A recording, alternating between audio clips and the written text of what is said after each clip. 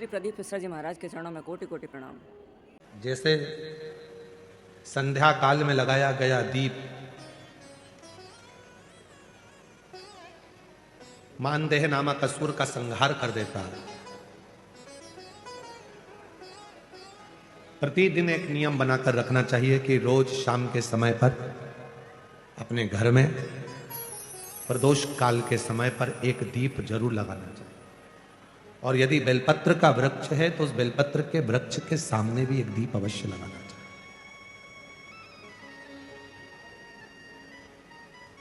6 महीने में, 3 महीने में, 2 महीने में, 1 महीने में ऐसा नियम बनाया करो कि मुझे बेलपत्र की पूजन करना।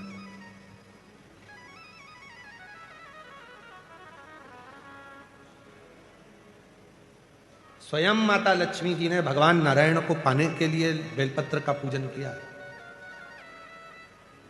जब इंद्र की पूरी सत्ता चली गई थी, सारा की सारा धन इंद्र का चले गया था, असुरों ने उस इंद्र के सिंहासन पर अपना कब्जा जमा लिया था, तब इंद्राणी ने, स्वयं सची मान इंद्राणी ने शिव जी की साधना की, बेलपत्र के वृक्ष के, बेलपत्र की पूजन करें।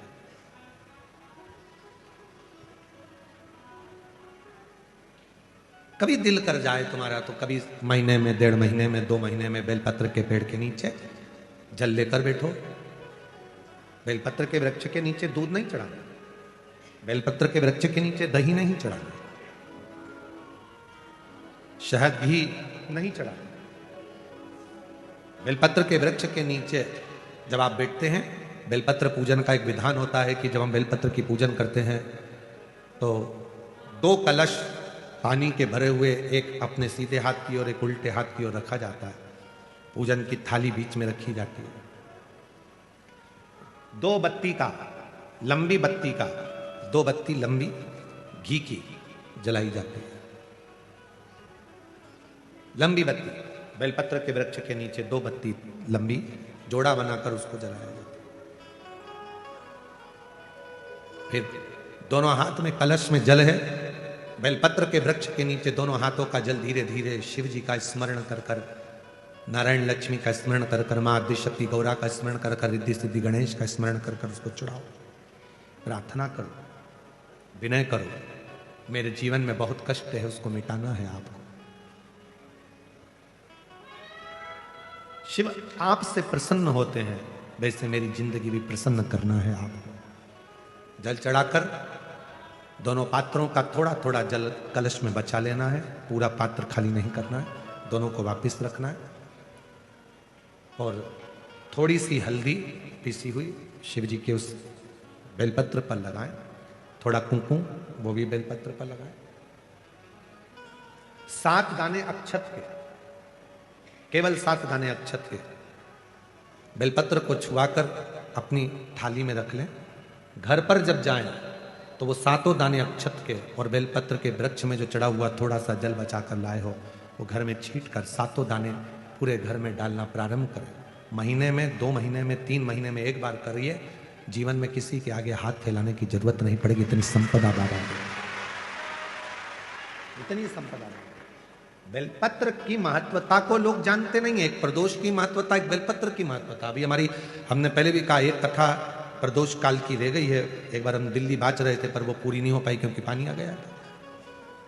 हम प्रयास कर रहे हैं उस कथा को कुबेरेश्वर धाम पर, क्योंकि उसमें प्रदोष काल की कथा में टेंट नहीं लगता। वो प्रदोष काल की जो कथा होगी सीहोर कुबेरेश्वर धाम में, उसमें टेंट नहीं लगेगा, उसको खुले मैदान में बांचना पड़ता। आप और हम सब खुले मैदान में बैठकर प्रदोष काल में उस कथा को सुनेंगे। महीने में, 2 महीने में, 3 महीने में एक बार करिए। जीवन में किसी हमारी तरफ से हम तो आज प्रकाश जी आपको भी, अतीना भाभी जी आपको भी निमंत्रण दे रहे हैं। जब भी सीहोर में जब कथा हो प्रदोष काल की, तो एक दिन कम से कम आप लोग आकर उस कथा की पूजन आपको भी करना रहे। प्रदोष काल की कथा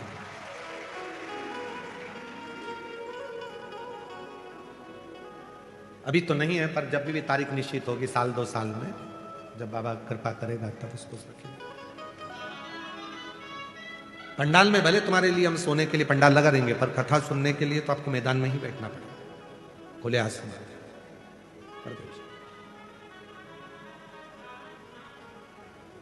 शिव तत्व को जानो, बेलपत्र की महत्वता को जिसने जान लिया, आज लोग बेलपत्र को जान रहे हैं कि बेलपत्र खाने से शुगर, बीपी, थायराइड जैसी बीमारियां भी ठीक हो जाती है। उस बेलपत्र की महत्वता को जाना। और फिर निवेदन है, आपके शरीर में कष्ट है तो बेलपत्र का सेवन करो। रोज रोज बेलपत्र वैसे ही नहीं खाना। कई बार बेलपत्र खाने से मुंह में छार छार पना जाता है, कई बार मुख का स्वाद भी कम हो जाता है बेलपत्र खाने से। तो निवेदन है, रोज रोज ना खाइए, जब जरूरत है। और जरूरी नहीं कि आप 3 पत्ती यहां से जो बेलपत्र दी जाती है 7 दिन तक जो रोज एक बेलपत्र दी जाती है वो तो खाने के लिए दी जाती है, पर समापन के दिन की बेलपत्र तो खाने की नहीं रहती। उसको तो ले जाकर लोग लाल कपड़े में बांध अपने घर में रख देते हैं तिजोरी में। आखिरी दिन की बेलपत्र तो वैसे भी तिजोरी का भंडार के लिए होती है। तो जो बेलपत्र होती है, जरूरी नहीं कि तुम पूरी बेलपत्र खाओगे तो दवाई असर करे। बेलपत्र का अग्रण्य भाग का थोड़ा सा पत्र भी यदि हम पा लेते हैं, उसको ग्रहण करते हैं, तो वो भी उतना असर करता है। और रोज खाने की जरूरत नहीं है। रोज अगर शिव मंदिर जा रहे हो, शिवालय जा रहे हो, शंकर जी के मंदिर जा रहे हो, देवालय जा रहे हो, तो बेलपत्र लाओ, वहां से मना नहीं है। उसको इकट्ठा करो, एकाग्रित कर सुखा लो। सुखाकर रोज शिव जी की चढ़ी हुई बेलपत्र को सुखाकर फिर उसका चूरा बना लो। जब तुम्हें लगे कि शुगर गड़बड़ हो रही है, बीपी गड़बड़ हो रहा है, थायराइड गड़बड़ हो रहा है, तो एक चुटकी उसमें से लेके निगल लो, पानी पी लो। बाबा की कृपा से आधा घंटा 1 घंटे में वो sugar, BP, thyroid sub level में आना प्रारंभ हो गया। उस बेलपत्र की महत्वता को जिसने जाना, कभी कुबेरेश्वर धाम जाओ तो कुबेरेश्वर बाबा के धाम पर जो 200-300 साल पुराना, जो 300 साल के ऊपर पुराना बट वृक्ष है, जहां बाबा बैठे हैं, बटकेश्वर महादेव, उसका दर्शन करो। उस पेड़ की छांव में बैठकर बाबा का मंत्र जाप करो। अभी अभी हमने थोड़ा सा उसको बंद कर दिया था, क्योंकि वहां बाबा के जोड़ा घूम रहा था तो शरीर पर चढ़ जाता था, इसलिए अभी स्थान पर वहां जाना थोड़ा बंद कर दिया था, पर पुनः वापिस उसको खोल दिया। बेलपत्र की वाटिका है छोटी सी, उस बेलपत्र की वाटिका के पास में बैठकर भगवान शिव का नाम उच्चारण करो, नाम स्मरण, शिव भक्ति करो जहां तक हो सके। शंकर की अविरल भक्ति को धारण करो।